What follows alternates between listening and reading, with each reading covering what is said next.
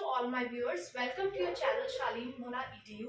आज का हमारा टॉपिक है priority scheduling algorithms in the category CPU scheduling algorithms. हम जानते हैं कि सीपीयू शेड्यूलिंग एल्गोरिथम्स क्या होते हैं। बेसिकली ये वो एल्गोरिथम्स होते हैं जब हमारे पास बहुत सारे प्रोसेसेस होते हैं मेन मेमोरी में, तो ये एल्गोरिथम्स हमें बताते हैं कि कौन से प्रोसेस को सीपीयू कब एलोकेट होगा और कितने टाइम के लिए होगा। तो आइए जो तीसरी कैटेगरी है हम वो शुरू करते हैं, क्योंकि हम इससे पहले दो एल्गोरिथम्स हम और कर चुके हैं, first come first serve and your shortest job first scheduling algorithm. तो अगर आप उस पर वीडियो देखना चाहते हैं तो आप ऑपरेटिंग सिस्टम की प्लेलिस्ट में जाके देख सकते हैं। तो आइए स्टार्ट करते हैं कि इस एल्गोरिथम का क्या पर्पस है। देखिए हमारे पास एज यूजुअल हमारे पास बहुत सारे प्रोसेसेस हैं, ठीक है। तो हम इस एल्गोरिथम में ये कैसे डिसाइड करते हैं कि कौन से प्रोसेस को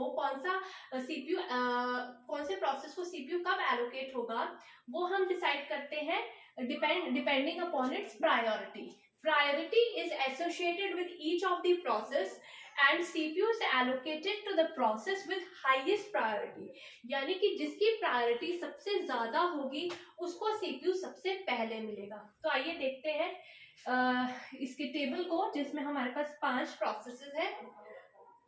पांचों प्रोसेसेस का आपको बर्स्ट टाइम दिया हुआ है कि उसको CPU में कितना टाइम चाहिए, और आपको प्रायोरिटी भी दे रखी है कि इसकी नंबर 1 प्रायोरिटी है, P2 की, P1 की 3rd प्रायोरिटी है, और सबसे हाईएस्ट प्रायोरिटी जितना लोएस्ट नंबर होगा उतनी हायर प्रायोरिटी होगी आपकी। तो यानी कि प्रोसेस P2 की सबसे ज्यादा प्रायोरिटी है, फिर P5 की, फिर P1 की, फिर P3 की और फिर P4 की। तो आइए अब बनाते हैं इसका गैंट चार्ट। हमें पता है हमारा नेक्स्ट स्टेप क्या होता है, गैंट चार्ट बनाना। तो वो बनाते हैं हम, क्योंकि गैंट चार्ट की हेल्प से ही हमें वेटिंग टाइम पता चलता है हर प्रोसेस का, और उसी की हेल्प से हम फिर एवरेज वेटिंग टाइम निकालेंगे प्रोसेसेस के लिए। तो आइए स्टार्ट करते हैं टाइमर 0 से। तो हमें पता है कि P2 जो है प्रोसेस, वो उसकी प्रायोरिटी हायर है, तो सबसे पहले P2 हमारे पास आएगा, और उसका बर्स्ट टाइम कितना है, 1 है, तो 1 यूनिट ऑफ टाइम के लिए वो चलेगा। तो ये प्रोसेस तो ओवर हो गया। उसके बाद सेकंड पे आते हैं। सेकंड हमारी किसकी है, P5 की प्रायोरिटी।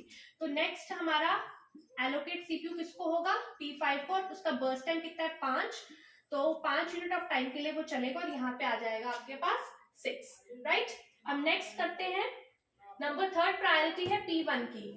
तो P1 आएगा यहाँ पे, 10 यूनिट ऑफ टाइम के लिए उसने चलना है, तो यहाँ पे कितना आ जाएगा, 16। उसके बाद 4th प्रायोरिटी है हमारी P3 की। P3 का बर्स्ट टाइम 2 है, तो यहाँ पे आएगा 18। और उसके बाद लास्ट 5th प्रायोरिटी है आपकी P4 की। तो यहाँ पे P4 और इसका बर्स्ट टाइम है 1, तो यहाँ पे आ जाएगा आपके पास 19, राइट। तो अब हमने क्या करना है, अब हमने वेटिंग टाइम निकालना है हर एक का, P1 का, P2 का, P3 का, P4 का और P5 का। तो P1, P2, P3, P4, P5 का वेटिंग टाइम क्या है। P1 का वेटिंग टाइम है, P1 को CPU एलोकेट 6 पे हुआ है, तो P1 का वेटिंग टाइम आ गया 6 हमारे पास, ठीक है। और P2 का वेटिंग टाइम है 0। P3 का वेटिंग टाइम क्या है, यहाँ देखिए 16 पे 16 यूनिट ऑफ टाइम के लिए मिला है उसको, तो इसका वेटिंग टाइम है P3 का 16। P4 को कब मिला है आपके पास, 18 पे, तो it will be 18, and P5 को मिला है आपका 1 पे। तो नेक्स्ट स्टेप है आपने एवरेज वेटिंग टाइम निकालना है। पर उससे पहले मैं आपको एक बात बताना चाहती हूँ।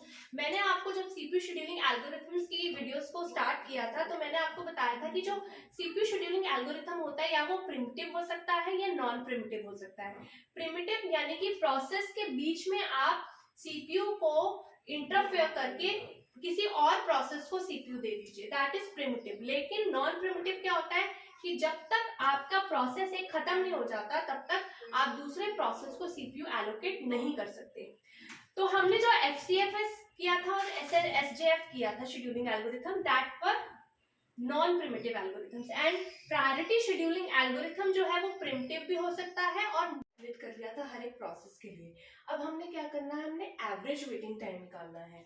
तो हमें पता है एवरेज वेटिंग टाइम आपका कैसे निकलता है, आपने सारे वेटिंग टाइम्स जो प्रोसेसेस के उनको ऐड करना है और अपॉन क्या कर देना है, number of processes. So we write 6 + 0 + 16 + 18 plus 1/5.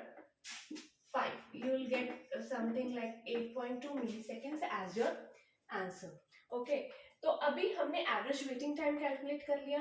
अब देखिए प्रायोरिटी शेड्यूलिंग एल्गोरिथम जो है उसकी डिसएडवांटेज क्या है. इसकी बहुत बड़ी डिसएडवांटेज ये है कि जो हमारे, अब देखो जो प्रोसेस P2 है उसकी तो फर्स्ट प्रायोरिटी है, इसको तो कोई प्रॉब्लम ही नहीं है क्योंकि इसको CPU सबसे पहले एलोकेट होगा. लेकिन जो लास्ट प्रोसेस है यानी कि P4, sorry yes last process है जिसकी प्रायोरिटी 5 है, P4 प्रोसेस, इसको पहले सारे प्रोसेसेस के खत्म होने का वेट करना पड़ेगा.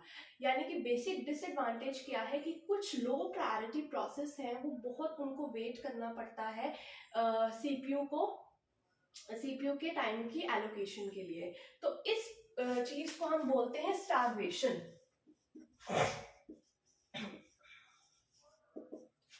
Indefinite waiting of a process because of low priority is called starvation, right?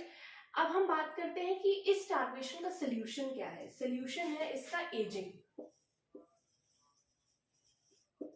Now what is aging? Important one. Aging क्या है? जब हम ऐसे प्रोसेसेस की थोड़ी थोड़ी देर बाद प्रायोरिटी बढ़ाते हैं, यानी लो प्रायोरिटी प्रोसेस जो बहुत टाइम से इंतजार कर रहे हैं, एक फिक्स्ड इंटरवल ऑफ टाइम रख लेते हैं. उस फिक्स्ड इंटरवल ऑफ टाइम के बाद हम प्रायोरिटी को बढ़ा देते हैं एक पॉइंट प्रोसेस की, उसको हम बोलते हैं एजिंग. यानी कि एजिंग एक टेक्निक है जिसमें हम जो स्टार्व्ड प्रोसेसेस हैं जिनको बहुत टाइम से जो इनडेफिनेट वेट कर रहे हैं सीपीयू के लिए, उसको हमने एक फिक्स इंटरवल ऑफ टाइम रखा हुआ है कि 2 सेकंड के बाद या 3 सेकंड के बाद या 1 सेकंड के बाद हम क्या करेंगे, हम उसकी प्रायोरिटी को बढ़ा देंगे एक नंबर से. यानी कि इसकी 5 थी तो कुछ सेकंड्स के बाद जो भी हमने टाइम इंटरवल रखा होगा उसकी प्रायोरिटी 4 हो जाएगी, फिर थोड़ा टाइम बाद 3 हो जाएगी. यानी कि एजिंग की टेक्निक से हम स्टार्वेशन की प्रॉब्लम को खत्म करने की कोशिश कर सकते हैं. Thank you for watching.